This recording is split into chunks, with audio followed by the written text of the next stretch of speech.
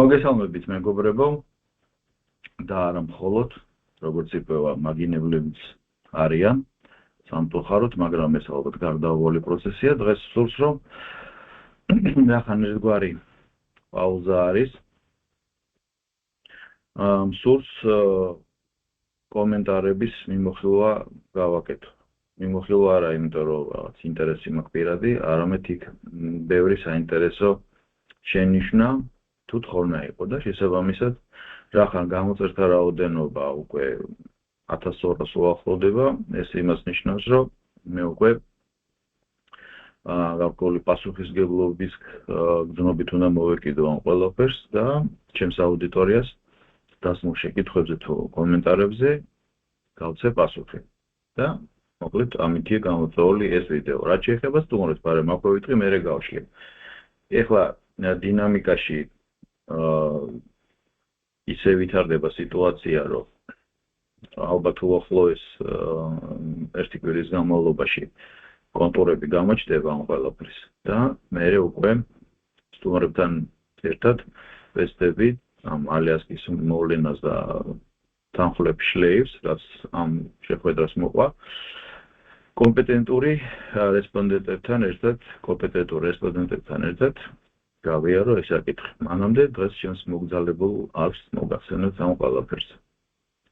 პირველი რასაც ჩემი მაყურებელი თამამად შეიძლება ითქვას, ანუ ჩვენი მაყურებელი, იმიტომ რომ უკვე ჩემი რესპონდენტები თანამოაზრეები გახდნენ ამ პოდკასტის, ანუ ჩემი არხის.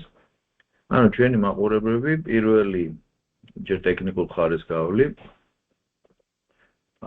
ყველაზე მეტად ტექნიკური ხარი რაც არის, ადალდებთ ის რომ ხმა და გამოსახულება. ეხლა რაც შეეხება ხმას და გამოსახულებას, მაგრამ აქვე ვიტყვი.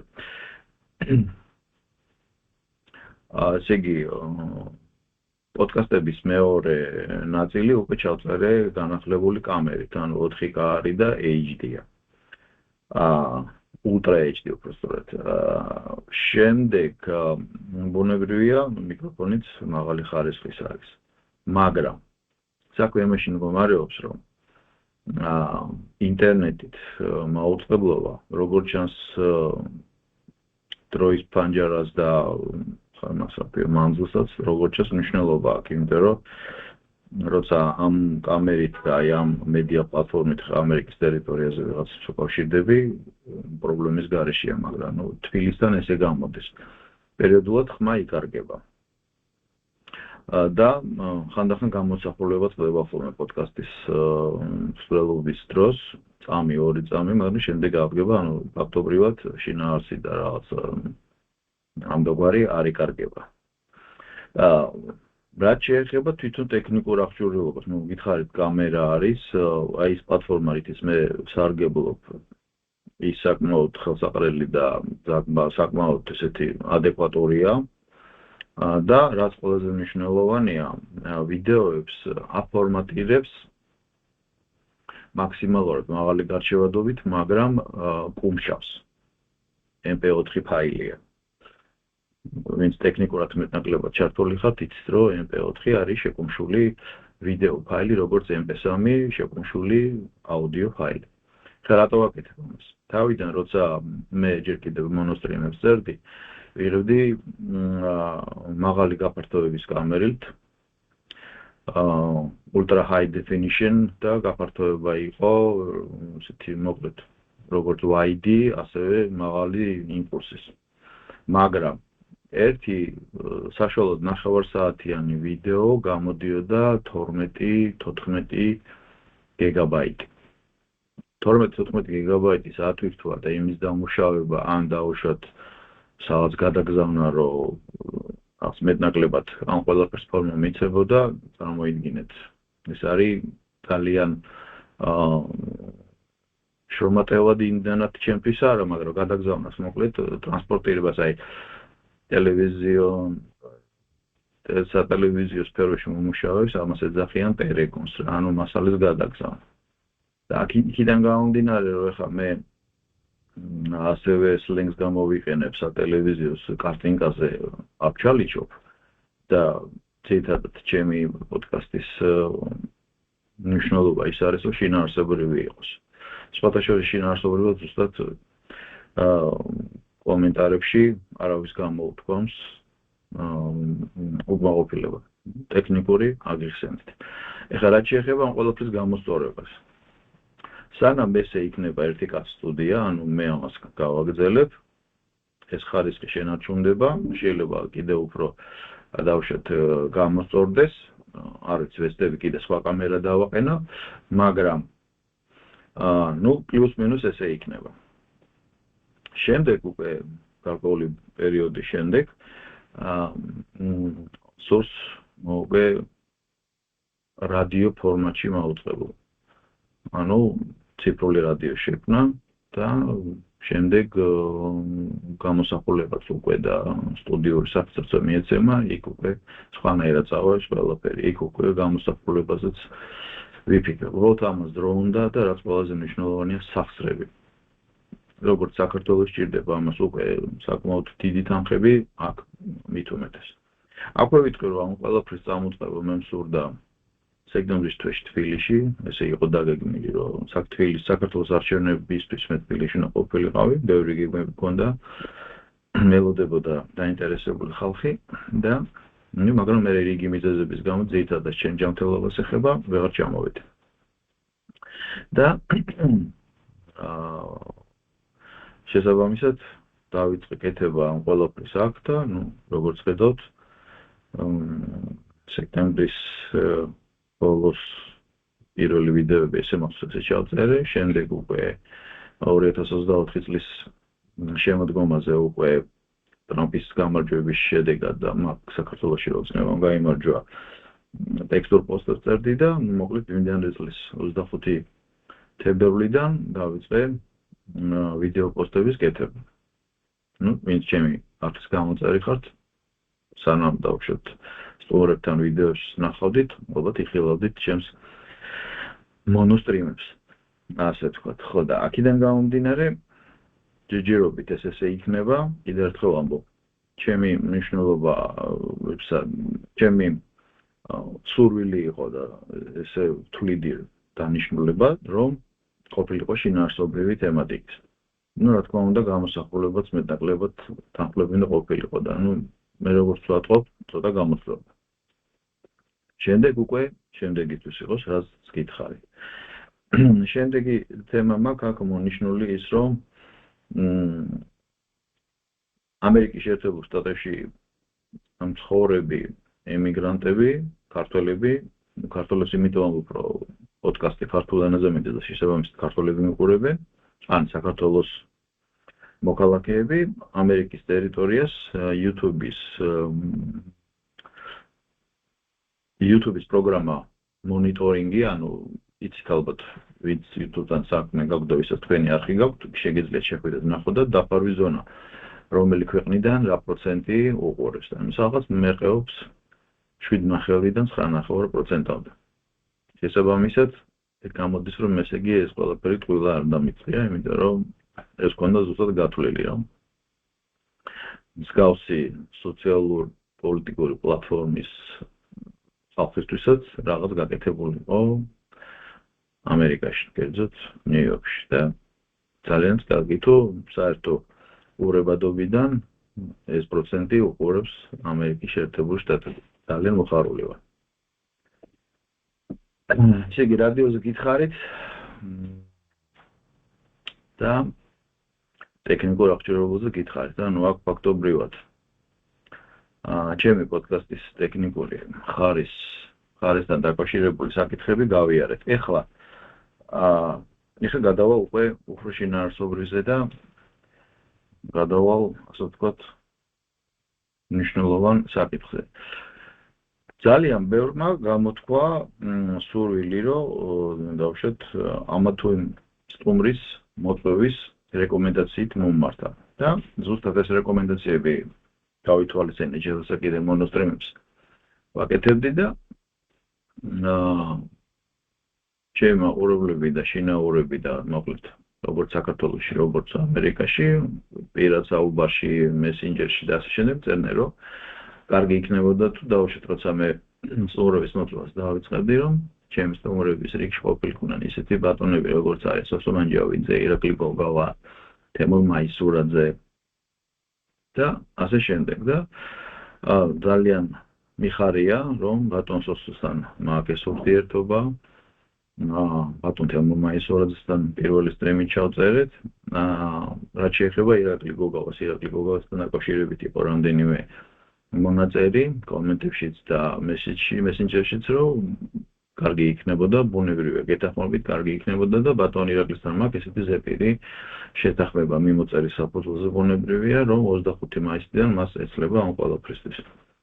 ვნახოთ, მე მოხარული ვიქნები თუ გამოვა, მით უმეტეს 4 ოქტომბერს. საქართველოში ადგილობრივი არჩევნებია და ირაკლის აზრი როგორც ყოველთვის მნიშვნელოვანი იქნება. და ასევე მეც და ჩემს გარემოცვასაც განსაკუთრებით ამერიკაში აინტერესებდა ესე იგი პოლიტიკური ექსპერტთა ნაკადი ჯგუფი, რომელიც შედარებით ჩვენთან ალბათ შედარებით ახალგაზრდები არიან და მაქსიმალურად ვეცადეთ ბატონ სოსომ დამეხმარა ამაში და რევაზ კარანაძე შემოგთავაზეთ და გიორგი მდივანი. ახალგაზრდები პოლიტიკურ ასპარეზზე პოლიტიკური ანალიტიკოსის სტატუსიდან გამომდინარე ახალგაზრდები თორე ხანო ჯეი დივენსი 40 წლის არის და ვიცე-პრეზიდენტი ამერიკის შეერთებულ შტატების. მაგრამ ზუსტად ის ახალი თაობა, რომელიც ალბათ 5 წელიწადში უკვე ესეთივე ცნობადი იქნება პოლიტიკურ ასპარეზზე, როგორც ჩემს მიერ ზემოთ მოხსენიებული ბატონები. ასე რომ მაქსიმალურად ვცდილობ, რომ გავაფართოვო ჩემი სტუმრების როგორც რიცხოვნობა, ასევე მრავალფეროვნება. გამომდინარე ჩემი სოციალურ-პოლიტიკური ორიენტაციის მიხედვით.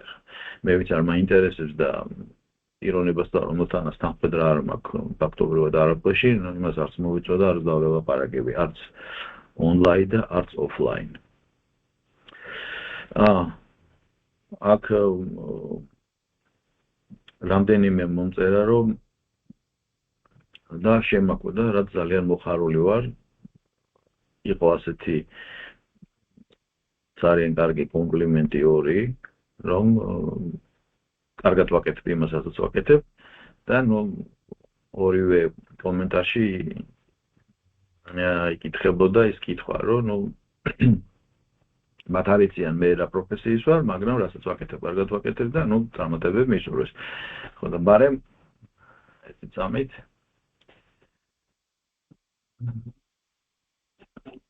არაფერი ესეთი, ხო და აქედან გამომდინარე გეტყვით, რომ ესე იგი გარდა იმისა, რომ ზოგადი ინფორმაცია ალბათ Facebook-ზე ვინც ჩემი მეგობრები ხართ იცით, ვინც არა და ისე გეტყვით უცებ ჩავივლი,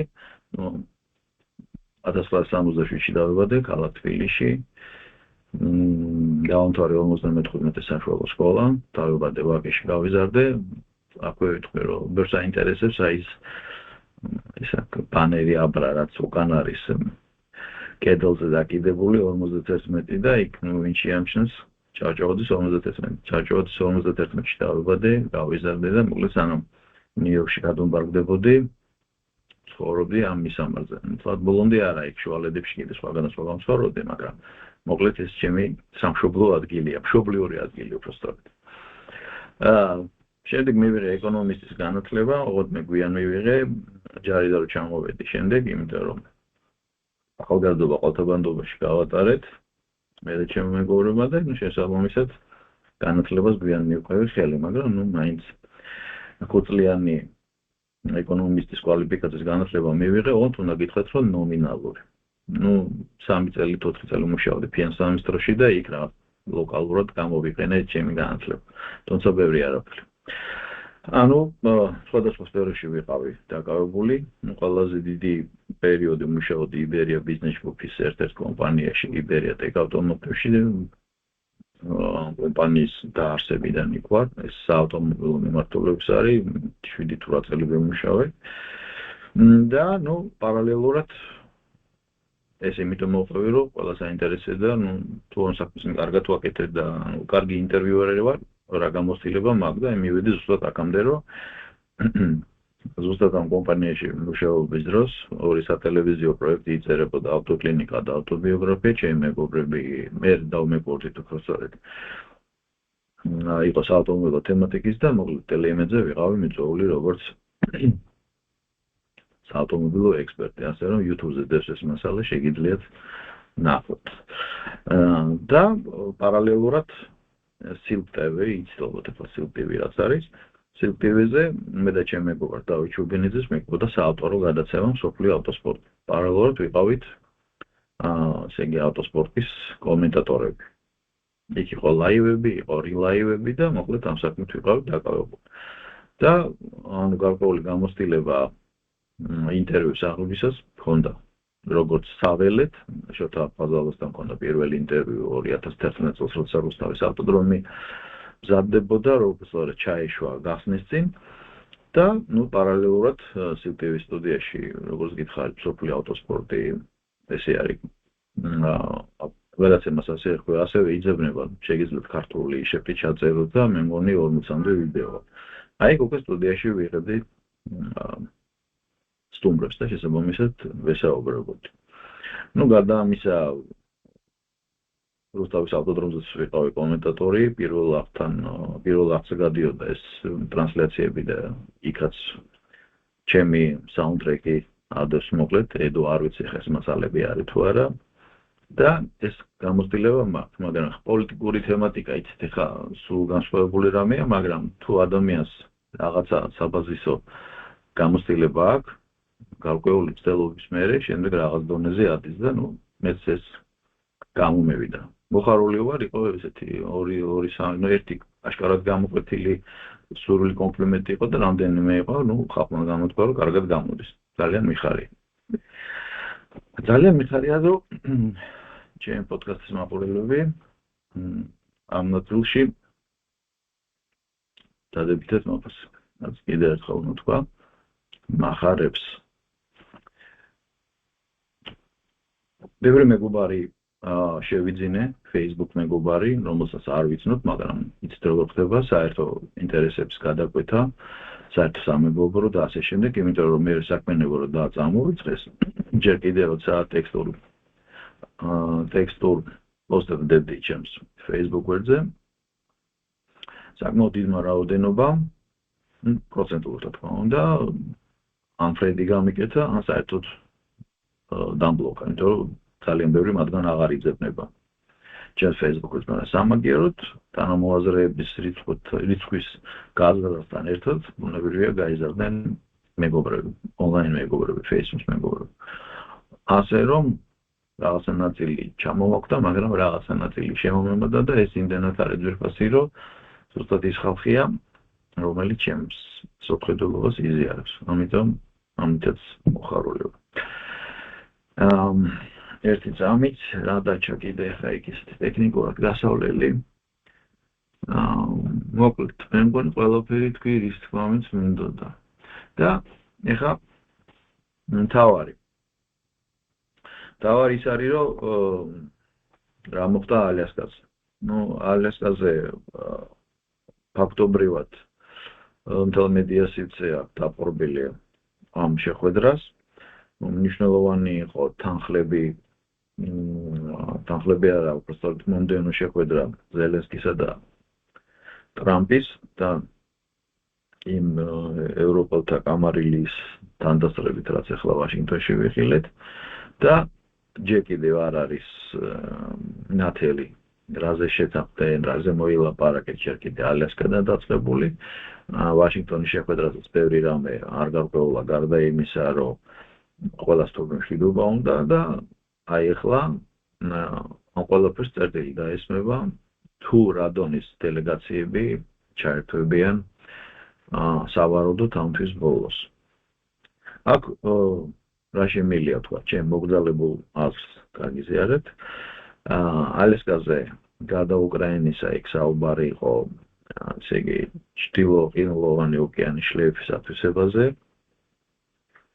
და როგორც ჩანს, ვლადიმერ პუტინმა დონალდ ტრამპს შესთავაზა საკმაოდ კარგი წინადადებები. ტრამპს უყვარს ხოლმე ამ დილის გამოყენება და კარგი დილი მიიღო. ალბათ შეთანხმდეს რაღაც ალბათ ხელს მოეწერა. ფაქტი ის არის, რომ გავცელდა, რომ ExxonMobil იფუნქციონირებს იმ შლეიფზე. და ExxonMobil ეს უდიდესი ხანმოკლე კომპანია, მანქანები, ავტომობილი ყავთ, მობილიზეთ თუ გაგიგებთ, ზუსტად აი ამ ExxonMobil-ის პროდუქტია. მე როდესაც მუშაობდი იმ ავტომობილ კომპანიაში, ჩვენი კომპანია იყო პირველი, ვინც შემოგვონდა ექსკლუზიურად ზეთი მობილი. და მე როგორც ვიცი, ახლა EBRD ავტომატში კლავად შემოვხდეს ზეთი. ეს ზეთი მხოლოდ ერთი სეგმენტია, ეს არის უდიდესი კომპანია, ალბათ ერთ-ერთი უმდიდრესი, მსგავსი პროფილის ბიზნესში და ეს იყო პირველი მერცხალი. რაც შეეხება უკრაინას, უკრაინის თემა ბუნებრივია. როგორ შეიძლება და არ განეხილა და განეხილეს, ეს აღმოჩნდა უკვე, როცა ტრამპმა თავის აზრი გააჟღერა ზელენსკისთან და ევროპელებთან შეხვედრისას და აქ ორი რამ გამოჩნდა.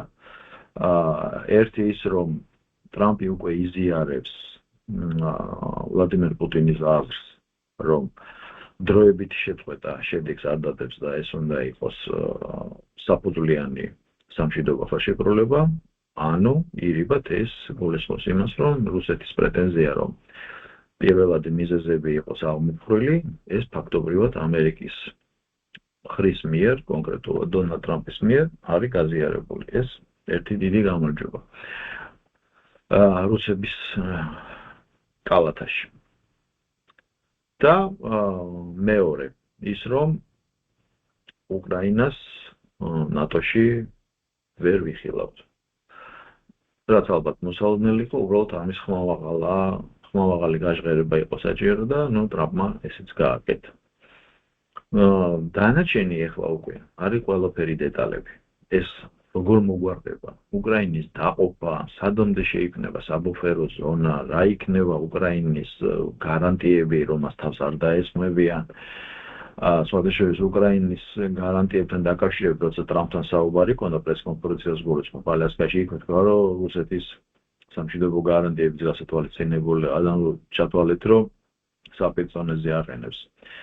და ეს მნიშვნელოვანია, იმიტომ რომ ბუნებრივია ტრამპს ბოდიშით პუტინს რუსეთი არ დავდეს და მე ეს სხვა დანარჩენი. ამაზეც დაღვა დონალდ ტრამპი და შედეგები ჯერ მარტო ამატყიდა, რომ ხელი ჩამორთმევა და წითელი ხალიჩა, რომ აღარაფულად ჩავთვალო. და რაც შეეხება უკვე ზელენსკისთან შეხვედრას, ზელენსკისთან შეხვედრა იყო ალბათ ფორმალურობა, იქ ყველაზე დიდი რაც გაჟღერდა მელონის მხრიდან, რომ ეს იყო უკრაინის თავდაცვის გარანტიები ნატოს მეხუთე პუნქტისთან რაღაც დაახლოებულ თუ მაგდაგვარი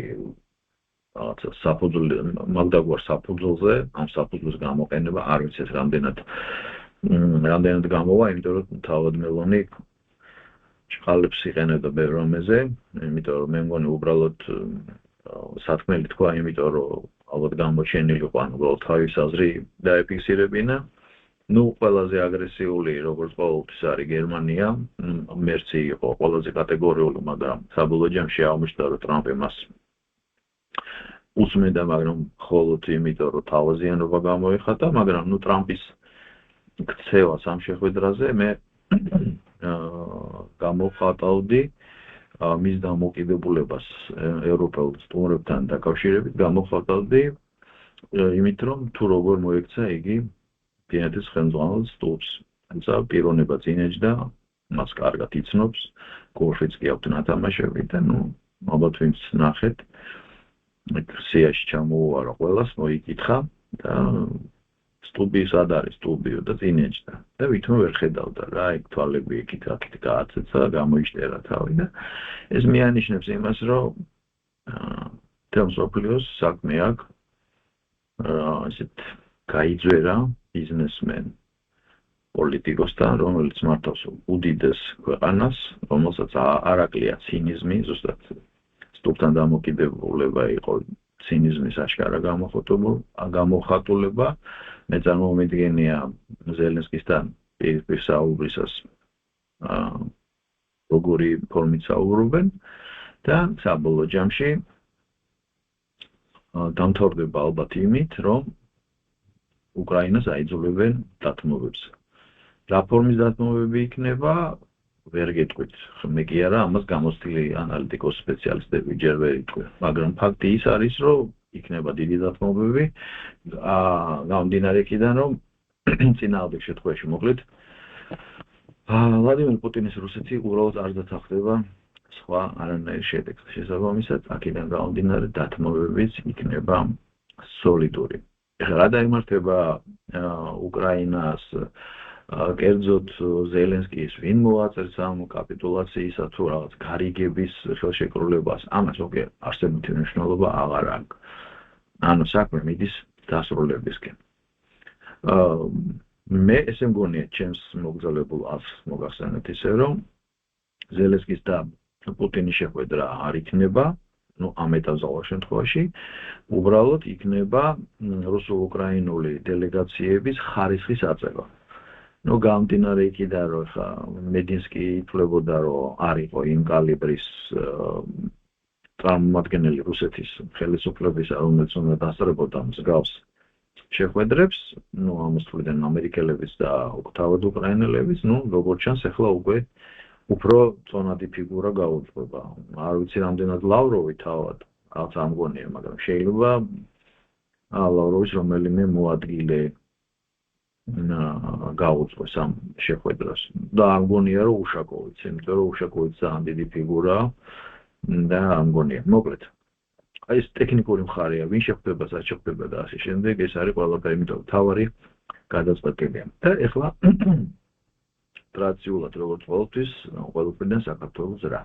ერთი ის, რომ ვისაც კიდე ეგონა, რომ დასავლური სამყაროს კარები ჩვენთვის ღია, ცალკე ევროკავშირს და ცალკე ნატოსი, ამითი მე მგონი ყველა კითხვას პასუხი გაეცა. ეხლა მნიშვნელოვანი არის 28 წლის არჩევნები. და რას გულისხმობ? 28 წლის არჩევნებზე უნდა უმრავლესობით ვინც იქნება და მე ვისურვებდი, რომ იყოს კონსერვატორული ტრადიციული ორიენტაციის სამშობლოზე შეყვარებული ძალა მოვიდეს და აი ამ ძალის მოვალეობა იქნება, რომ კონდეს საკონსტიტუციო უმრავლესობა, რომ კონსტიტუციაში რაც შემთხვევით მოხდა თუ შეგნებულად, თათაშორის მე მგონი ეს მაშინ კონსტიტუციონალისტი აირაკლი კობახიძე და მე მგონი ეს თაოსნობით მოხდა ეს ყველაფერი. მე ესე მახსოვს, რომ ეს ყველაფერი კონსტიტუციიდან ამოღებული იქნას. ამას რა ჭირდება? ამას ჭირდება, რომ 28 წელს საქართველოს ყავდეს ეროვნული და სახელმწიფოზე ორიენტირებული ხელისუფლება. თუ ეს ისე ოცნება იქნება, მე ვისურვებდი, რომ სხვა ოცნება იყოს და არა ის ოცნება, ვიზეც ამდენი კითხვა არ. თუმცა კიდევ ერთხელ უნდა ვთქვა, ეხლა რაც უკრაინას ვერდიქტი გამოუტანეს, ნამდვილად მადლიერი უნდა ვიყოთ ყველანი, რომ უბრალოდ ომში არ ჩავედით. იმიტომ რომ ჩვენ უარესი დღე ველოდა. მივდით ალბათ რასაც გულისხმობ. ხო, მაგრამ რაც შეეხება საომავლო გეგმებს, ყოველ შემთხვევაში უკვე სხვა ოცნება უნდა იყოს რა. უფრო ბევრად გამჭვირვალე, უფრო ნაკლები ოცნების გარშემო დასმული კითხვით, საკმაოდ კრიტიკული კითხვით. და თუ ესე არ მოხდება და დავუშვათ მართველი გუნდი ვერ აიღებს აბსოლუტურ უმრავლესობას, მაშინ უნდა იყოს პარლამენტში წარმოდგენილი ოპოზიციური ნაწილი, რეალური ოპოზიცია, რომელთან ერთადაც მართველი გუნდი და ეს ასევე ეროვნულ ყაიდაზე ჩამოყალიბებული პოლიტიკური პლატფორმა, ვინ იქნება, არ ვიცი, კოალიცია იქნება თუ ერთი პარტია, რომ აი ამ ძირეულ საკითხებზე შეთანხმდნენ და ეს პუნქტები დროზე იქნას ამოღებული. იმიტომ რომ კიდევ ერთხელ არაერთხელ მithქვამს ჩემს ტექსტურ პოსტებში და ვიდეოშიც, როცა ხელმოღერებული, გამარჯვებული რუსეთი უბრალოდ არავის ას უკვე აღარ გაითვალისწინებს. და როგორც ჩანს, იქ იქნება მეტი საქმე, რომ აქ იმარჯვებს. აქ კითხვის ნიშნები უკვე აღარ შევა. ამას უსურვებდი მე ჩემს ქვეყანას და ამას უსურვებდი ქართულ ხალხს და საქართველოს საზოგადოებას. არა მარტო ქართული სპონები, ჩვენი მოქალაქეები არიან, ეს ჩვენი აზერბაიჯანის, სომხები, რუსები, ბერძნები, თუ მოკლედ. მე დიდი ხანია აყოფილი, თითქმის 10 წელი საქართველოში აყოფილა, მაგრამ მეტნაკლებად ვიცი მაგ რა ხდება და მოკლედ ეს ყველას ეხება, იმიტომ რომ საქართველოს კეთილდღეობა თანაბრად უნდა გადაანაწილდეს ყველაზე. ამასთან დაკავშირებით კითხვის ნიშნები არ არის. ეს არის ჩემი სურვილი. ბუნებრივია 26 წლის უკაცრავად ეხლა შემოდგომაზე 25 წლის ადგილობრივი არჩევნებიც ასევე მნიშვნელოვანია, იმიტომ რომ ყველა დიდ ქალაქებს იმედია ნორმალური ხალხი გაიმარჯვებს, იმიტომ რომ კიდევ ერთხელ ამბობ, დიდძალი ბიუჯეტი აქვს ქალაქებს გამოყოფილი და მნიშვნელოვანი თუ როგორ გაიხარჯება და ამ ბიუჯეტის ათვისებაზე კითხვის ნიშნები აღარ უნდა იყოს. იმიტომ რომ ესეა ნორმალურ ქვეყანაში და ჩვენ მე მგონი ნორმალური ქვეყნის გზას დავადეკით. რაც უფრო მალე მივიღოთ, მით უფრო კარგი იქნება. მაგრამ კიდევ ერთხელ ამბობ, ადგილობრივი არჩევნები ერთია, მაგრამ მე ვფიქრობ, რომ პოლიტიკურმა ნაწილმა ან პოლიტიკურ მოღვაწეობაში პრეტენზიის მქონე პირებმა უკვე უნდა დაიწყოს მზადება 28 წლის არჩევნებისთვის, რომ აი ეს კონკრეტულად უნდა წეს ფისკალური შედეგი დაიდოს. რომ კონსტიტუცია დაემსგავსოს კონსტიტუციას და ალბათ კარგი იქნება თუ მაჟორიტარულ არჩევნებზე გადავალთ. რატომ? იმიტომ რომ ეხლა ოცნება დიდია და ეხლა ეს ისე არის თითით რო წაში ისეძება რა ფედამნაშავე. როცა მაჟორიტარია, კონკრეტული პასუხისმგებლობის დაყენება შეიძლება და პასუხის მოთხოვაც. ასე რომ ეს არის ჩემი აზრი. დიდი მადლობა. ეხლა რაც შეეხება უახლოეს სტუმრებს. გამომდინარე იქიდან, რომ თბილისთან ეხლა 8 საათია სხვაობა და შემოდგომიდან 9 საათი გახდება. ძალიან რთულია თავისუფალი დროის დამთხევა ჩემსა და ჩემს სტუმრებს შორის, ამიტომ მაქსიმალურად ვცდილობ, როგორც მე, ასევე ჩემი სტუმრები. როცა გამოგვდის ვიდეოს წერთ, ამიტომ ცოტა ისეთი ხასიათი აქვს, შეიძლება ვიდეოები ერთმანეთს მიყვეს, მერე გარკვეული პაუზა გამოვიდეს. იმიტომ რომ დიდი დრო არის თბილისსა და ნიუ-იორკს შორის, ეგ ერთი და აგვისტოა ყველას თავის საქმე აქვს, ოჯახები დასასვენებლად არიან გასულები და ძირითადი მიზეზი მაინც ის არის დროის ფაქტორი რა. აგღამეა და მაგდღია და პირიქი და ძალიან რთულია დამთვრა. მაგრამ თუ თქვენ აი ეს ზარის ნიშანი გაქვთ გააქტიურებული, ანუ შეტყობინება. ყოველი ახალი ვიდეო, რაც უნდა მიყოლებით იყოს, ყოველ ახალ ვიდეოზე მოგივათ შეტყობინება და ბუნებრივია არ გამოგეპარებათ. და ამ ბოლოს ვიტყვი კიდე, რომ ჩემს Facebook-ზე დავდე QR კოდი. ის QR კოდი არის Telegram-ის არხის, ანუ Telegram-ზეც დავდე უკვე ჩემი ვიდეოები, ჩემი პერსონალური გვერდი შეიქმნა. პერსონალ გვერდს ასევე ქვია ჩემი სახელი და გვარი, იმიტომ რომ ესე ჯობია, სანამ მხოლოდ რიცხვში ვაკეთებ იმას, რასაც ვაკეთებ, ჯობია ჩემი სახელი და გვარი იყოს და მე როცა ამას ორგანიზაციული ხასიათი მიიღება, რადიო იქნება თუ სხვა პლატფორმა, მე შესაბამისად დავაყენებ უკვე მე და ჩემი თანამოაზრეები დავაყენებ უკვე სხვა სახელს. დიდი მადლობა და გესურვებ წარმატებებს, მშვიდობას, რაც დავარია და ბედნიერებას. დანარჩენი გამეცნობა, ხო, ეს არის ლუდი არ გეგონოთ, წონი ჩაია. ეს ისე, ისაც გახსოვთ, იყო კითხვის ნიშნები, რომ ლუცოსო ეთერში. წონი ჩაია. მოკლედ ბედნიერად, ალბათ თქვენიც. მომავალ შეხვედრამდე.